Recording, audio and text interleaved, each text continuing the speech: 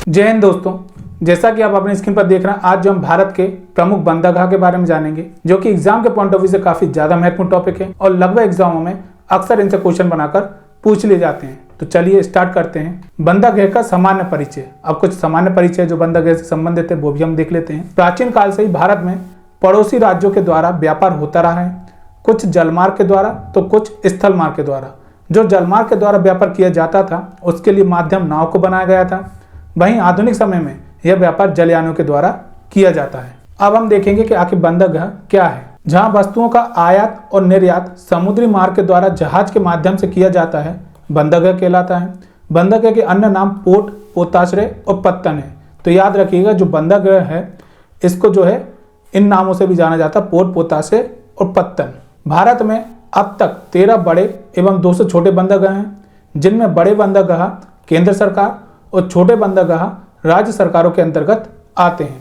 13 बड़े बंदरगाहों में से सर्वाधिक 3 तमिलनाडु में हैं, वहीं 200 छोटे बंदरगाहों में से सर्वाधिक 53 महाराष्ट्र में है। भारत की कुल तट रेखा 7516 किलोमीटर लंबी है, जो 13 राज्यों और केंद्र शासित प्रदेशों को छूती है। उनके नाम निम्नानुसार हैं: गुजरात, महाराष्ट्र, गोवा, कर्नाटक, केरल, तमिलनाडु, आंध्र प्रदेश, उड़ीसा, पश्चिम बंगाल, दमनदीप, पुडुचेरी, लक्षद्वीप, अंडमान निकोबार इत्यादि। ये सभी जो है भारत की कुल तट रेखाएं, याद रखिएगा। अब हम देख लेते हैं बंदरगाह के 2 प्रकार हैं। कौन कौन से? एक प्राकृतिक बंदरगाह है और एक कृत्रिम बंदरगाह है।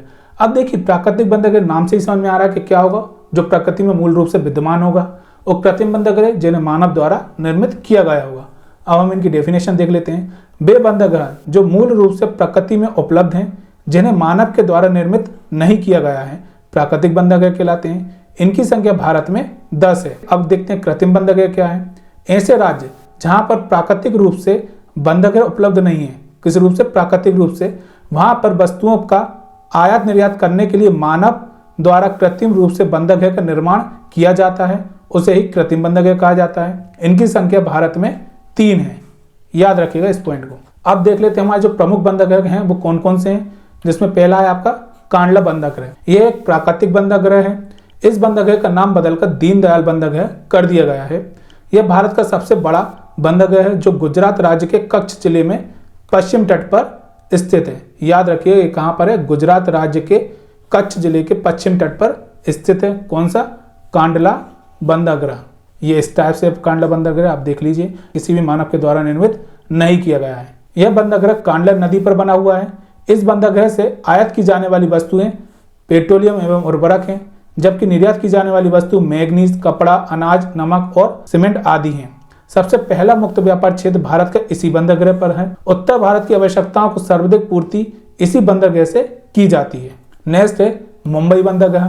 यह भी एक क्या है, प्राकृतिक बंदरगाह है। यह बंदरगाह महाराष्ट्र राज्य के पश्चिमी तट में स्थित है। यह भी भारत का सबसे बड़ा बंदरगाह है। भारत का सर्वाधिक व्यापार इसी बंदरगाह से होता है। इस बंदरगाह को भारत का प्रवेश द्वार भी कहा जाता है। मतलब अगर इस टाइप से क्वेश्चन बन के आ सकता है कि भारत का प्रवेश द्वार किस बंदरगाह को कहा जाता है, तो मुंबई जो है, मुंबई बंदरगाह, इसको क्या कहा जाता है, भारत का प्रवेश द्वार कहा जाता है।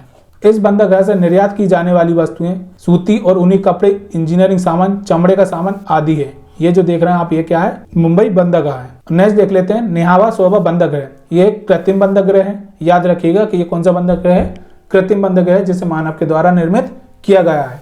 इस बंदरगाह को जवाहरलाल नेहरू बंदरगाह भी कहा जाता है। यह बंदरगाह महाराष्ट्र राज्य के पश्चिमी तट पर स्थित है। यह मुंबई बंदरगाह का सहायक बंदरगाह है, जिसका निर्माण मुंबई बंदरगाह के भार को कम करने के लिए किया गया है। यह बंदरगाह विश्व स्तरीय कंटेनर सुविधा उपलब्ध कराता है। ये जो देख रहे हैं आप, ये कौन सा है, नेहावा सोबा बंदरगाह, जो कृत्रिम रूप से क्या है, कृत्रिम रूप से निर्मित किया गया है। और किसके द्वारा किया गया है, तो मानव के द्वारा ये जो है निर्मित किया गया है, याद रखिएगा। अब आते हैं नेक्स्ट मुर्मुगांव बंदरगाह। ये एक प्राकृतिक बंदरगाह है। यह बंदरगाह गोवा राज्य के पश्चिमी तट पर स्थित है। यह बंदरगाह जुबारी नदी के मुहाने पर स्थित है। इस बंदरगाह से ईरान को लोहा अयस्क का निर्यात किया जाता है। यह कंप्यूटर आधारित वेसल मैनेजमेंट ट्रैफिक सिस्टम विश्वसनीय सेवा उपलब्ध कराता है, याद रखिएगा। और ये जो है, ये हमारा कौन सा बंदरगाह, मुर्मुगांव बंदरगाह। अब नेक्स्ट है न्यू मंगलोर बंदरगाह। ये भी एक क्या है, प्राकृतिक बंदरगाह है। ठीक है, यह कर्नाटक राज्य के पश्चिमी तट पर स्थित है। इस बंदरगाह से कुंद्रेमुख का लोह अयस्क अरब देशों में निर्यात किया जाता है। याद रखिए कौन से, कुंद्रेमुख का लोहा अयस्क, जो लोहा अयस्क होता है वो कौन से मुख का होता है, कुंद्रेमुख का होता है। और वो कहाँ पर निर्यात किया जाता है, तो वो अरब देशों में निर्यात किया जाता है। जबकि क्रूड ऑयल, कोयला, फर्टिलाइजर और रासायनिक पदार्थ जो हैं आदि आयात किए जाते हैं इस बंदरगाह से। कौन से, न्यू मंगलोर बंदरगाह से। ये आपका न्यू मंगलोर बंदरगाह है। अब नेक्स्ट है कोच्चि बंदरगाह। ये भी एक क्या प्राकृतिक बंदरगाह है। यह बंदरगाह केरल राज्य के एर्नाकुलम जिले में पश्चिमी तट पर स्थित है। इस बंदरगाह द्वारा आयात की जाने वाली वस्तुएं रासायनिक उर्वरक व खनिज तेल हैं, जबकि निर्यात की जाने वाली वस्तुएं कॉफी व मसाले हैं। यह आपका कोच्चि बंदरगाह। नेक्स्ट है कोलकाता या हल्दिया बंदरगाह। अब इसको दोनों को साथ में क्यों पढ़ा जाता है, क्योंकि जो हमारे 13 बंदरगाह हैं उसमें इन दोनों को साथ में मिलाकर ही रखा गया है। और जो हल्दिया बंदरगाह है वो कोलकाता का सहायक बंदरगाह है, इसलिए यह एक प्राकृतिक बंदरगाह है। भारत सरकार द्वारा कोलकाता बंदरगाह का नाम बदलकर डॉक्टर श्यामा प्रसाद मुखर्जी कर दिया गया है। यह बंदरगाह पश्चिम बंगाल राज्य में पूर्वी तट पर स्थित है। यह बंदरगाह समुद्री तट पर नहीं बल्कि हुगली नदी पर स्थित है, जबकि हल्दिया बंदरगाह समुद्री तट पर स्थित है। हल्दिया बंदरगाह कोलकाता का सहायक बंदरगाह है। इसके प्रमुख बंदरगाह खिरितपुर एवं डायमंड हार्बर है। यह बंदरगाह भारत के अलावा संपूर्ण दक्षिण एशिया का प्रमुख बंदरगाह रहा है। याद रखिएगा कि संपूर्ण दक्षिण एशिया का प्रमुख बंदरगाह कौन रहा है, तो वो हमारा कोलकाता का बंदरगाह रहा है, जिसको हल्दिया बंदरगाह भी कहा जाता है। क्यों, क्योंकि ये कोलकाता का सहायक बंदरगाह है। ये आप देख रहे हैं, ये जो है कौन सा है, कोलकाता बंदरगाह है। इस बंदरगाह को गंगा और ब्रह्मपुत्र घाटी का मुख्य सामुद्रिक द्वार कहा जाता है। इस बंदरगाह से निर्यात की जाने वाली वस्तुएं चाय, चीनी और जूट का सामान है, जबकि आयात की जाने वाली वस्तुएं खनिज तेल व उर्वरक है। नेक्स्ट है पारादीप बंदरगाह। यह भी क्या है, एक प्राकृतिक बंदरगाह है। यह बंदरगाह उड़ीसा राज्य के जगतसिंहपुर जिले में स्थित है और बंगाल की खाड़ी से तटस्थ एक महत्वपूर्ण बंदरगाह नगर है। झारखंड और उड़ीसा राज्य का लौह अयस्क यहीं से जापान को निर्यात किया जाता है। तो हमेशा याद रखिएगा वैसा कि किस बंदरगाह से जापान को लौह अयस्क निर्यात किया जाता है, तो पारादीप बंदरगाह से झारखंड और उड़ीसा राज्य का लौह अयस्क जो है जापान को निर्यात किया जाता है। याद रखना, ये आपका जो देख रहे हैं ये क्या है, पारादीप बंदरगाह। अब नेक्स्ट है विशाखापट्टनम बंदरगाह। यह एक प्राकृतिक बंदरगाह है।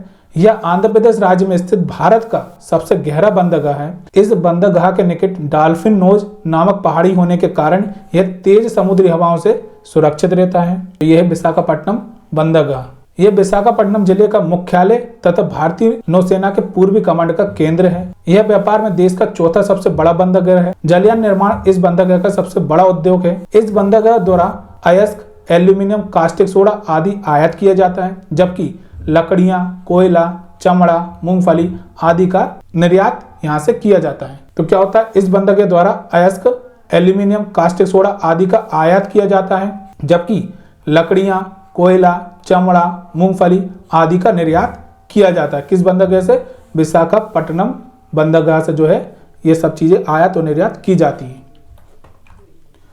नेक्स्ट है एन्नौर बंदरगाह। यह एक कृत्रिम बंदरगाह है। यह तमिलनाडु राज्य के पूर्वी तट में स्थित है।